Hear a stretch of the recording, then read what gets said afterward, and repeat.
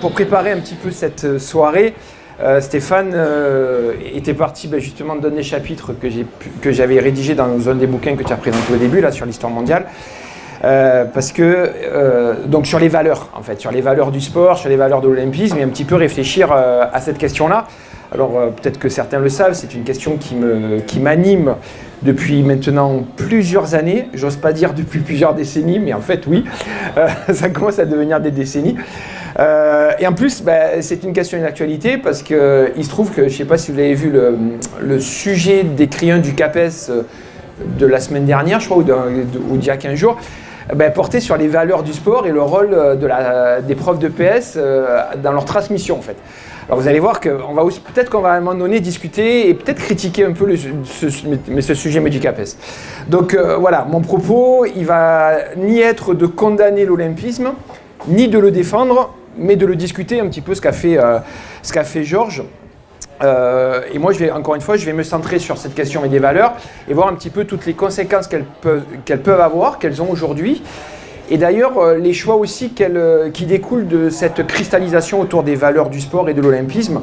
Je vais prendre 2-3 exemples à la fin de mon intervention. Alors effectivement, le sport, depuis toujours, c'est maladroit de ma part, mais depuis qu'il s'implante d'abord en Angleterre au milieu du 19e et puis qu'il arrive en Europe continentale dans la seconde moitié du 19e siècle, en fait il est associé, il est lié à une litanie de valeurs. Je peux vous en donner les quelques-unes, mais vous allez voir que ça va vous parler, je pense. La dignité, le respect, la fraternité, la solidarité, le désintéressement, le noble idéal, l'honneur, l'amitié, la loyauté, l'autodiscipline, l'esprit chevaleresque, j'en passais des meilleurs. Si je faisais la liste exhaustive, je pense qu'on en aurait jusqu'à peut-être demain matin et j'aurais pas fait le tour. Ce qui est intéressant, enfin, me semble-t-il, il y a au moins 2 choses qui sont intéressantes. La première chose, c'est leur constance. De Pierre de Coubertin. Vous voyez là, c'est Pierre de Coubertin. Aujourd'hui, ça nous paraît hallucinant de pouvoir écrire ça, et pourtant, c'est quelque chose qui a été un petit peu fondateur de l'esprit olympique et de la manière dont le sport a pris dans les consciences à la fois sociales, culturelles et politiques, et s'est déployé tel qu'on le connaît. Donc en gros, de Pierre de Coubertin à Emmanuel Macron, vous imaginez le grand écart que je vous fais là, et bien en fait, on a les mêmes mots. Parfois, on a les mêmes phrases. Aujourd'hui, les outils numériques nous permettent de faire des recherches justement sur la sémantique, sur la phraséologie. Et je vous dis, à 150 ans d'écart, c'est parfois saisissant de constater que lorsqu'on parle du sport, on a la même rhétorique, on a la même phraséologie, on a le même type de discours qui est développé. Il y a 3 mois, notre cher président nous a expliqué le sport, que le sport avait de nombreux pouvoirs. Enfin, c'est fascinant de se dire qu'au sommet de notre État, il y a quelqu'un qui pense que le sport a des pouvoirs. Mais de quel pouvoir parle-t-on? Que veut-on nous dire? Là aussi, on aura l'occasion peut-être d'y revenir dans la phase d'échange et de questionnement. Donc je le disais, le deuxième aspect qui me semble intéressant par rapport à ces valeurs, évidemment, c'est de questionner comment elles fonctionnent en fait. Et quel est leur rôle, quelle est leur fonction à plusieurs niveaux.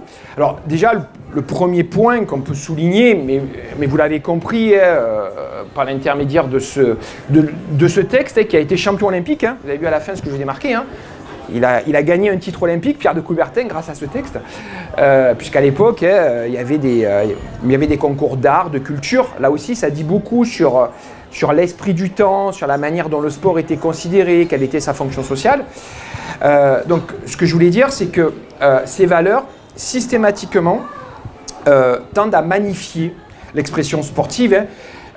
J'ai tendance à dire, moi, que la litanie des valeurs se transforme en liturgie.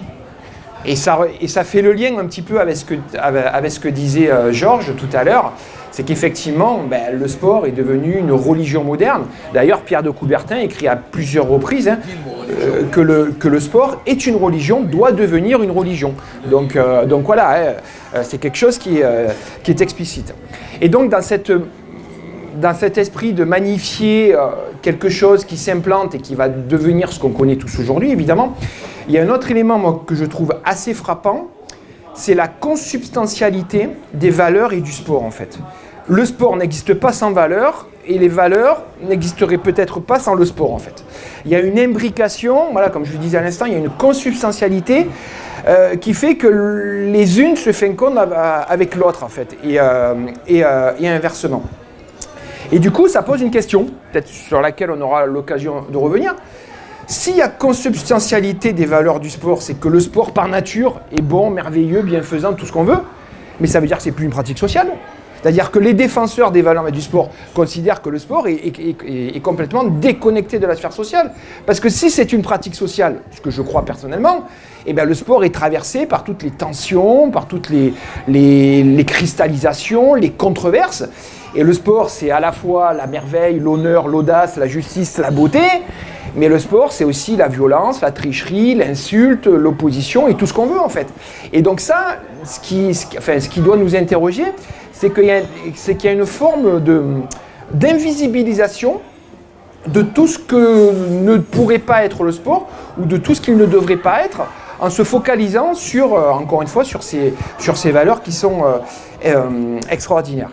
Et ben, la conséquence, c'est le processus d'essentialisation du sport. On essentialise le sport, comme on a pendant très longtemps essentialisé, je crois qu'on continue, par exemple la femme. Par nature, la femme serait ça, aurait comme fonction sociale ça, etc. Et bien en fait, on a le même processus avec le sport. Le sport, par nature, doit être ce qu'il est. Et donc on ne peut pas le discuter, ou on peut le discuter assez difficilement. Et du coup, il suffirait d'être exposé au sport, et ça nous intéresse en tant qu'éducateur, en tant que prof de PS, pour devenir meilleur. Il suffirait d'être exposé aux règles sportives pour se les approprier, donc respecter les règles sociales. On a tous peut-être en tête les prises de position de nos ministres successifs, de la jeunesse et des sports. Peut-être celui qui est allé le plus loin dans cette logique-là, c'est Maurice Herzog, mais il y en a d'autres. Et donc on voit aussi que par l'intermédiaire des valeurs, combien le sport est un projet politique, tout en étant un projet social, c'est un vrai projet politique. Il y a une vision de ce que doit rendre comme service le sport à la communauté nationale. Alors communauté nationale et parfois communauté un petit peu plus réduite en fonction des contextes, en fonction des moments, mais c'est quelque chose, mais là aussi, que me semble-t-il, on a tendance aujourd'hui à oublier, à négliger. La fascination, et là en ce moment on est en plein dedans, à 100, je ne sais pas combien de jours, des jeux, 130, 140, 150, bref, c'est pas grave, je ne sais plus. Pour habiter à Rennes, j'en parlais tout à l'heure, je me suis un peu baladé dans Paris. J'ai pas l'impression qu'il y a des Jeux Olympiques qui ont lieu dans quelques semaines. C'est assez surprenant. D'ailleurs, au passage, entre parenthèses, à ce niveau-là. Donc, ce que je voulais dire, c'est que on a tendance à mettre le doigt sur l'extraordinaire, le fantastique et tout ce qu'on veut avec, mais on a tendance à négliger, à oublier. Et quand on parle avec des journalistes, c'est quelque chose qui est tout le temps mis de côté, justement, que le sport, c'est aussi un projet politique, en fait. C'est pas qu'une activité motrice, c'est pas que des performances, c'est pas que des exploits, c'est pas que des champions et des championnes, c'est aussi une vision de ce que doit être la société, des rapports sociaux, des relations sociales, de l'acceptation d'un certain nombre de principes, que sont la hiérarchie, le progrès constant, etc., etc., etc. Et donc, évidemment, les valeurs constituent aussi un étayage idéologique à la fois du sport et de l'olympisme. Et on le voit là, vous voyez, je vous ai reproduit la charte olympique qui a été votée lors de la dernière session du CIO qui a eu lieu je ne sais plus où, en 2023. Et on le voit dans cette charte olympique qui est donc en vigueur actuellement, puisqu'il la change, c'est pas très régulier, c'est pas si automatique mais que ça, mais il la change, mais quand même, ils la font évoluer de manière assez systématique à l'occasion de leur session. On voit que la question des valeurs, que l'étayage, je le disais tout à l'heure, il y a quelques minutes, l'étayage idéologique, il est structurant, il est présent, il vise aussi à justifier tout l'intérêt que l'on doit avoir à magnifier l'olympisme, à s'y impliquer, à reconnaître son rôle, parce qu'évidemment, c'est un projet politique, et comme dans tout projet politique, il y a des institutions politiques, et l'institution politique de référence, c'est bien le Comité international olympique, qui vise à la fois à défendre la bonne parole, mais aussi à la porter au fil de ces événements, au fil de ces prises de position, etc. Et donc, cette liturgie, cette litanie de valeurs, va produire également, me semble-t-il, et je porterai mon attention sur ça, va produire un certain nombre de postures. Un certain nombre de postures vont dépendre de cette litanie. Et je vais en prendre 3 qui sont dans l'actualité, donc on va faire des allers-retours, mais là aussi entre le moment présent et le long XXe siècle. La première posture, vous en avez tous entendu parler, celles et ceux qui interviennent en Seine-Saint-Denis, je pense qu'ils n'en peuvent plus, on leur rabat les oreilles avec ce mot-là, c'est la question de l'héritage. Cette question de l'héritage, dont on sait qu'elle est, elle est censée, vous voyez, je suis très prudent, elle est censée être la carte d'identité des Jeux de 2024, eh bien, là aussi, peut-être qu'on pourra en discuter. En fait, cette croyance à un héritage olympique repose sur cet engagement autour d'un certain nombre de valeurs. Alors, ce mot héritage, moi, il m'a beaucoup intéressé. Du coup, j'ai travaillé un petit peu dessus. J'ai creusé un petit peu l'affaire. Et là aussi, il me semble qu'il y a peut-être un certain nombre de points à souligner ou à mettre en évidence. Le premier point, c'est que ce n'est pas un mot nouveau. De manière très claire. Alors, ce n'est pas un mot qu'a prononcé Pierre de Coubertin. Lui, l'héritage, ce n'est pas un truc qu'il a formulé ainsi. Mais en fait, on peut considérer qu'il était déjà présent en germe à l'origine, en fait. On sait que les Jeux Olympiques, moi quand je le dis aux étudiants, ils sont souvent surpris, ont d'abord été pensés comme un outil de propagande éducative. Voilà, Pierre de Coubertin, il a été fasciné par Arnold. Il y a la Grèce, tu vois. Voilà, etc. Donc en fait, cette idée d'éducation, donc de retombée de l'événement après son déroulement, en fait, elle était en germe dès le départ. Mais la spectacularisation, l'instrumentalisation au fil des décennies a fait que c'est quelque chose qui a été mis un peu de côté. Et d'ailleurs, Pierre de Coubertin, à la fin de sa vie, reviendra sur ces questions-là. Et d'ailleurs regrettera que son bébé lui a un peu échappé en fait.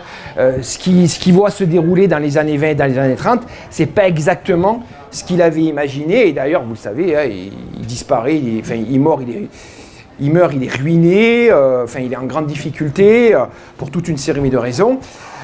Et donc on voit voilà, que ce mot-là, il est en germe.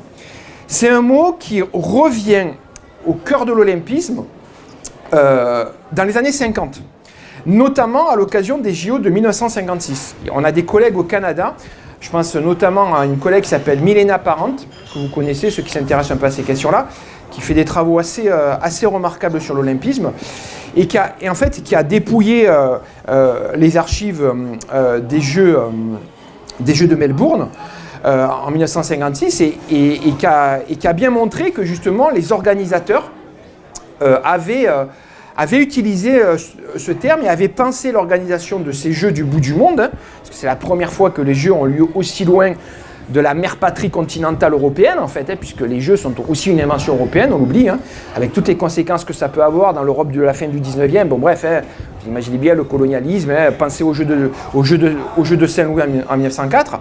Donc voilà, les organisateurs de Melbourne ont pensé la possibilité qu'ils devaient avoir des retombées autres que celles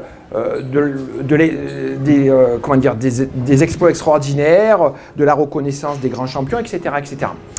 On a une troisième phase de la question de l'héritage, parce que dans les années 60, cette notion, elle recule, dans les années 70, elle recule, et elle revient au centre des débats olympiques à la fin des années 90-2000. Alors voilà, je fais un constat, peut-être 3 phases autour de la question de l'héritage. L'historien, quand il fait un constat, le deuxième aspect de son travail, c'est de dire pourquoi ? pourquoi dans ces moments-là, pourquoi pas, Georges me l'a fait tout à l'heure, hein, pourquoi l'olympisme apparaît durant la décennie 90 et pourquoi il n'apparaît pas au 18e et pourquoi il n'apparaît pas plus tard en fait. Ben voilà, donc on est sur cette démarche-là.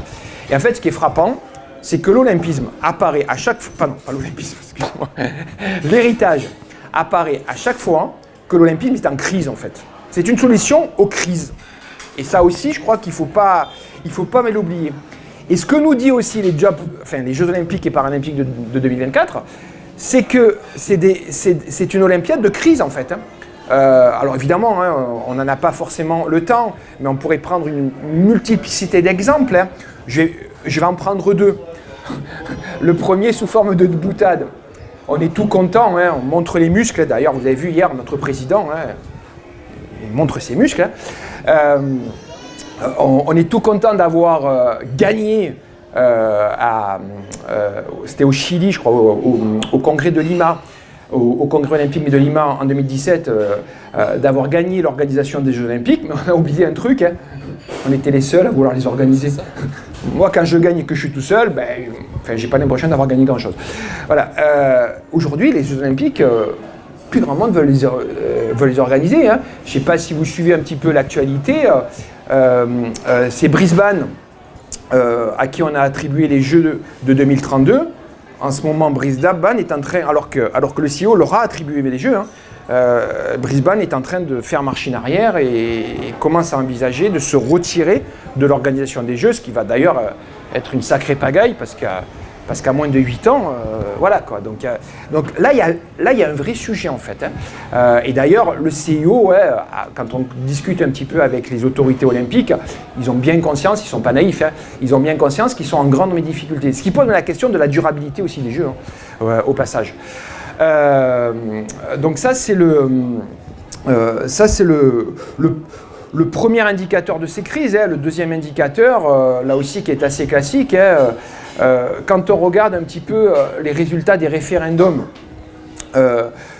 qui ont eu lieu dans les villes qui envisageaient de déposer leur dossier de candidature au CIO, 100%, hein. Vous voyez, là, j'allais dire que c'est un résultat. Enfin, vous avez vu les élections de dimanche dernier à l'est de l'Europe. C'est un résultat qui ressemble un petit peu à ça. 100% des référendums aboutissent à un non. Et même dans de très grandes démocraties, hein, pilotées par de très grands démocrates, comme la Hongrie de Viktor Orban. Viktor Orban pensait que Budapest allait dire oui, en fait. Justement, Orban était fasciné par les valeurs olympiques et pensait que sa population allait dire oui, ben non, ils veulent pas, ils veulent surtout pas. Hein. On peut penser à Boston, on peut penser, mais il y a eu plusieurs référendums sur les 10 dernières années qui aboutissent toujours à un non. Donc on voit que voilà, cette question de l'héritage, et bien en fait c'est un outil, hein, qui est mobilisé justement pour relégitimer l'olympisme en fait. Pour montrer, vous le voyez, voilà, on va faire pendant 15 jours la fête. Enfin, les habitants de Paris peut-être un petit peu moins, mais quand même, on va faire la fête pendant 15 jours. Mais vous voyez, on va en tirer les bénéfices pendant longtemps. Alors, on ne nous précise jamais vraiment la durée de l'héritage, parce qu'évidemment, c'est compliqué. Mais voilà, c'est cette idée de légitimité. Et en même temps, ce qui pose aussi des questions, c'est que l'héritage, il serait spontané.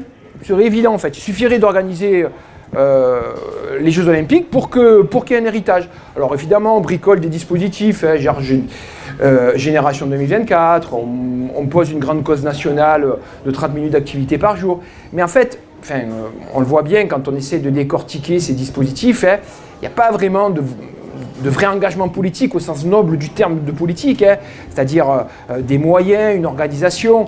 On considère qu'un héritage, c'est quelque chose qui se construit sur 7 à 9 ans. Hein. Là aussi, les collègues canadiens ont bien montré ça. Les 7 ou 9 ans, là, pour le moment, on ne les voit pas. Je vous invite à consulter, hein, qu'il est disponible sur Internet, hein, le plan héritage et durabilité qu'a publié le COJOP à ce niveau-là. On voit que là aussi, il y a quand même un certain nombre de choses qui interrogent. Mais d'ailleurs, dans ce plan héritage, le sport devient une baguette magique. Hein. Il va tout régler. Hein. la crise écologique, la crise sociale, la crise politique. Enfin, on a l'impression que le sport, ça va laver plus blanc que blanc et on va en sortir absolument changé et modifié. Donc là aussi, on sait que les travaux scientifiques, mais si ça sert à quelque chose, c'est de comprendre, d'analyser, éventuellement mais de mesurer, et que les retombées, elles sont toujours très très limitées, très discutables, et elles sont toujours tout sauf spontanées en fait. Donc je crois que là aussi, il ne faut peut-être pas être trop naïf à l'égard de ce que peuvent les jeux, surtout que les jeux ne sont pas conçus aujourd'hui pour ça en fait. C'est-à-dire qu'on essaie de faire quelque chose à quelque chose pour lequel il n'est pas préparé et pour lequel il n'est pas formaté, il n'est pas façonné. Donc ce qui témoigne aussi d'une certaine forme à la fois de fragilité, mais également de risque ou de danger. Donc, première posture, je l'ai dit, c'est la question de l'héritage. La deuxième posture, je ne vais pas être trop long, évidemment, c'est la question de l'éducation. Le sport serait éducatif. Alors là aussi, on est entre profs de PS, c'est quelque chose qu'on a souvent entendu, on a souvent peut-être discuté, sur lequel on s'est souvent interrogé. Mais la question de l'éducation, moi je ne la prendrai pas uniquement par le simple prisme de l'école.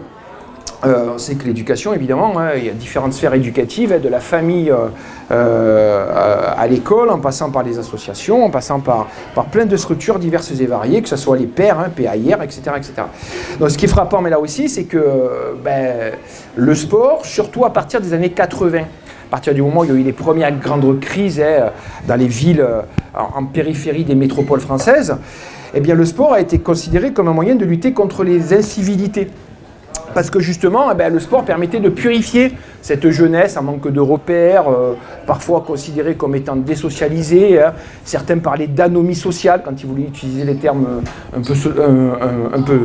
peu sociologiques. Et donc, on a considéré que là aussi, spontanément, mécaniquement, en confrontant cette jeunesse à une pratique sportive, on allait les changer, les modifier. Vous savez tout ça par cœur. On a construit des terrains de streetball, de basketball en banlieue, puis qui sont devenus des terrains de streetball.